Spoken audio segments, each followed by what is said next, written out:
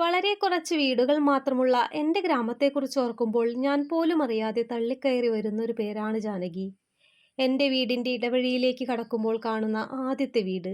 ആ വീട്ടിൽ കയറി വർത്തമാനം പറയാതെയോ അവിടത്തെ കിണറിൻ്റെ അടുത്ത് നിൽക്കുന്ന ചാമ്പമരത്തുമ്മയുള്ള ചാമ്പയ്ക്കയുടെയും പിറകിലുള്ള അയിനിപ്ലാവിൻ്റെ കടക്കിൽ വീണ് കിടക്കുന്ന അയിനിച്ചക്കയുടെയും മധുരം നുകരാതെ ഞാൻ അവിടെ നിന്ന് മടങ്ങാറില്ല. ഇന്നോ അവിടെ ഇടിഞ്ഞു പൊളിഞ്ഞ ഒരു മണ്ണുകൂമ്പാരം മാത്രമേയുള്ളൂ.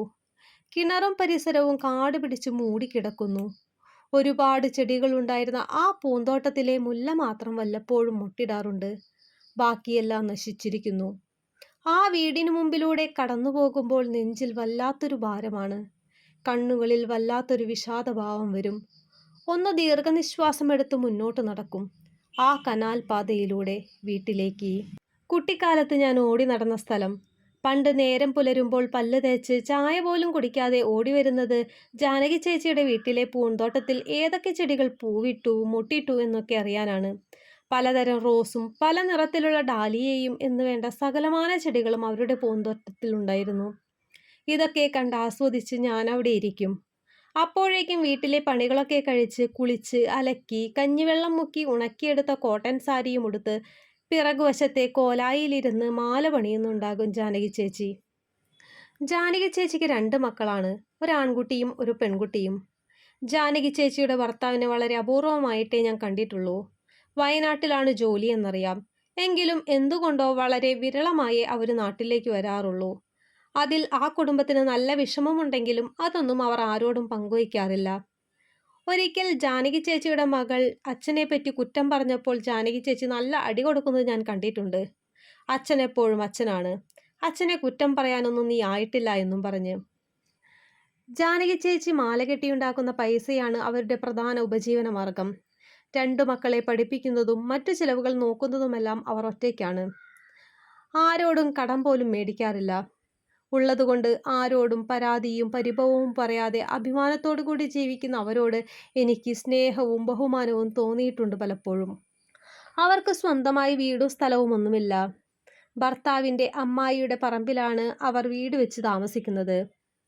അമ്മായി സ്വന്തം ഇഷ്ടപ്രകാരം അവരോട് അവിടെ വീട് വെച്ച് താമസിച്ചോളാൻ പറഞ്ഞതാണ്. മക്കളൊന്നുമില്ലാത്തതുകൊണ്ട് ഭാവിയിൽ അത് അവർക്ക് കൊടുക്കാനാണ് അവരുടെ പ്ലാൻ. അവരവിടെ ഒരു കൊച്ചു വീട് വെച്ചു. വീടിൻ്റെ 2 വശത്തും നീളത്തിൽ വരാന്തയുണ്ടായിരുന്നു. വീട്ടിലേക്ക് ആര് വന്നാലും ആ വരാന്തയിലാണ് ഇരിക്കാറ്. വീട്ടിലാണെങ്കിൽ കറണ്ട് ഒന്നും ഉണ്ടായിരുന്നില്ല. ആ വീടിൻ്റെ സൗകര്യക്കുറവ് പരിഹരിച്ചിരുന്നത് മുറ്റത്ത് വളരെ മനോഹരമായ പൂന്തോട്ടം വെച്ചുകൊണ്ടായിരുന്നു. പൂച്ചെടികൾ കൊണ്ട് നല്ല കനത്തിൽ വീടിന് ചുറ്റും വേലിയും കെട്ടി ഒരു പ്രൈവസി ഉണ്ടാക്കിയിരുന്നു. കൂടാതെ പറമ്പിൽ നിറയെ വലിയ മരങ്ങളും. എത്ര നേരം അവിടെ ഇരുന്നാലും ആർക്കും ഒരു മടുപ്പും തോന്നുകയില്ല. അങ്ങനെ ഇരിക്കെയാണ് അപ്രതീക്ഷിതമായി പലതും നടന്നത്. ജാനകി ചേച്ചിയുടെ ഭർത്താവ് പെട്ടെന്ന് മരണപ്പെട്ടു. കുറച്ചു നാളായി നാട്ടിലേക്ക് വരാത്തതിൻ്റെ വിഷമം മുഴുവൻ ഇനി വരുമ്പോൾ തീർക്കണമെന്ന് വിചാരിച്ചിരിക്കുന്ന കുടുംബത്തിന് അത് താങ്ങാനാവുന്നുണ്ടായിരുന്നില്ല. എത്രയൊക്കെ കുറ്റങ്ങളുണ്ടെങ്കിലും അവർ അദ്ദേഹത്തെ അത്രയേറെ സ്നേഹിച്ചിരുന്നു. ഈ തകർന്നിരിക്കുന്ന അവസ്ഥയിലാണ് ബോഡി എൻ്റെ പറമ്പിൽ വയ്ക്കേണ്ട എന്ന അമ്മായിയുടെ തീരുമാനവും. അവസാനം തറവാട്ടുപറമ്പിൽ ബോഡി ദഹിപ്പിച്ചു. അതിൻ്റെ ചൂടാറും മുമ്പ് ഇനി എൻ്റെ പറമ്പിൽ താമസിക്കേണ്ട എന്ന അമ്മായിയുടെ തീരുമാനവും. ഒന്ന് നേരം പുലർന്നു വന്നപ്പോഴേക്കും ഒന്നുമില്ലാത്തവരായി അവർ.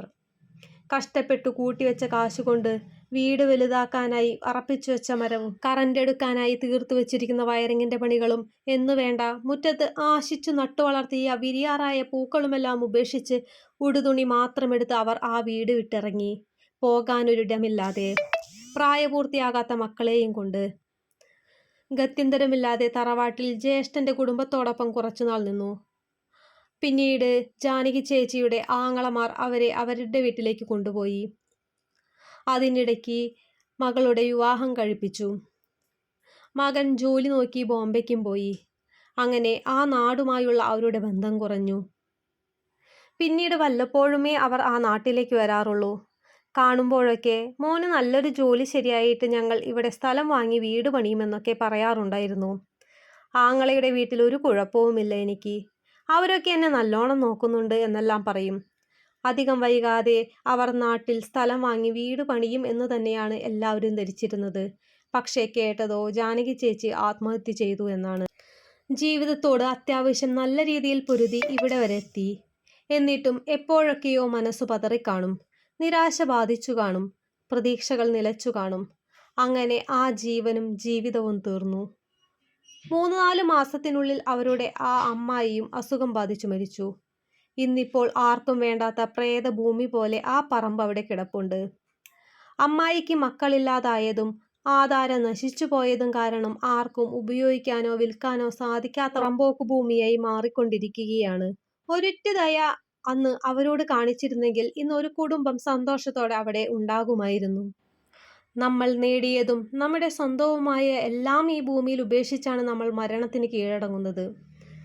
ബാക്കിയാകുന്നത് നമ്മുടെ ഓർമ്മകൾ മാത്രമാണ്. ഗുണം ചെയ്യുന്നത് നമ്മൾ ചെയ്യുന്ന നല്ല പ്രവർത്തികളും. ഇവിടെ ആരാണ് കുറ്റവാളി?